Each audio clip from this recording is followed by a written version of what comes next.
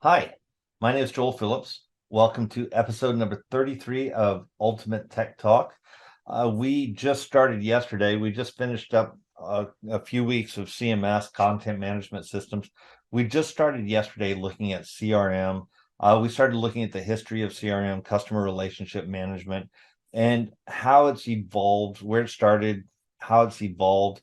And it's just like the rest of technology, we have still just missed the mark.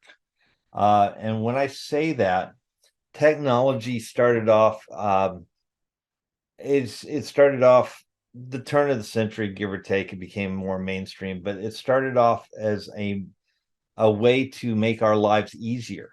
It started off as a way to get to the root of situations like customer relationship and understanding how people behave and how they're going to interact with technology.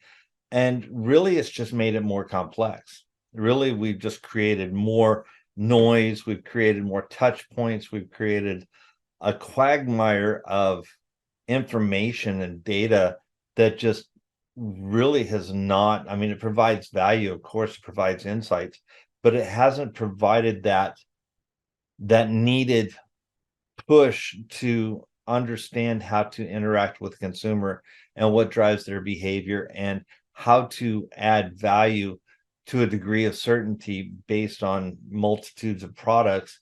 So it's still falling short, and we're going to take a look. This is going to be a longer series into customer relationships and looking at systems and how to understand the data, how to better utilize the data, and going to take a look to see if there's a light at the end of the tunnel as far as being able to interact with consumers and get them to, or at least get ourselves to a point where we can understand that if we do X, then Y will happen. So today, I think we'll probably take a look into what makes CRMs, what drives CRM, and that's data. I mean, data is always going to be the key factor in a lot of things that we do going forward. I think big tech has started understanding that. Look at the way that they're protecting. Apple's protecting data around iOS 14.5 when they turned off third-party marketing. And I know that we've gone over this, we've covered this before, but just to give you a brief overview, Apple 14.5, iOS 14.5 turned off default third-party marketing. It impacted Facebook with a $232 billion devaluation or cap market reduction in a single day. And then subsequently, Apple's marketing platform increased in value based on the fact that they turned off third-party marketing, and they were deemed heroes of privacy for doing that. But really, all they did was just enable their own marketing pixel and their own ability to follow their own consumers' data.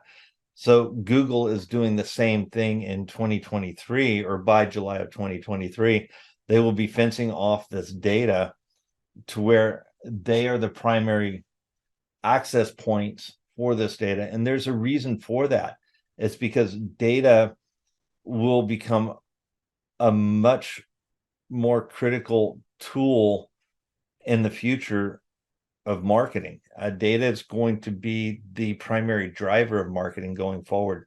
And the reason I say that is we look at customer relationships. Well, let's look at the consumer, right? It used to be that 7 touch points was the magical number. You had to talk to somebody or touch them 7 times to get them to do anything. Now, because of the noise in the marketplace, now because of the sheer volume of data flowing back and forth, the number of emails, the number of texts you get, the number of websites you visit, etc., that touch point, and some people estimate it's 25 touch points to get an action. Some people estimate it's in the 40s to get somebody to take action. So those touch points, the noisier they are, the less focused and determined they are, the more touch points it's going to continue to take to get somebody to take action. So if you look at data, and if you look at our ability to understand data surrounding a person, then you start to, if you know what you're doing, you start to learn what drives those people from that data that you're gathering.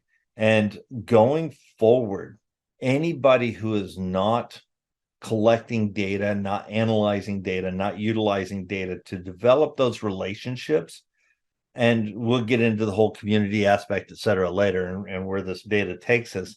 But anybody who's not doing that is behind the curve.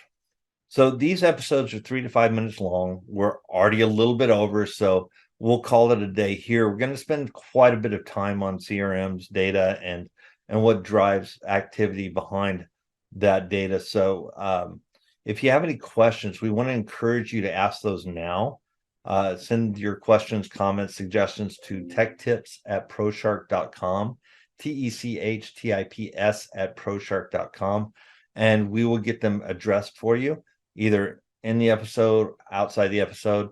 But we certainly encourage you to ask those questions. So thanks. We'll see you tomorrow. Have a great day. Bye.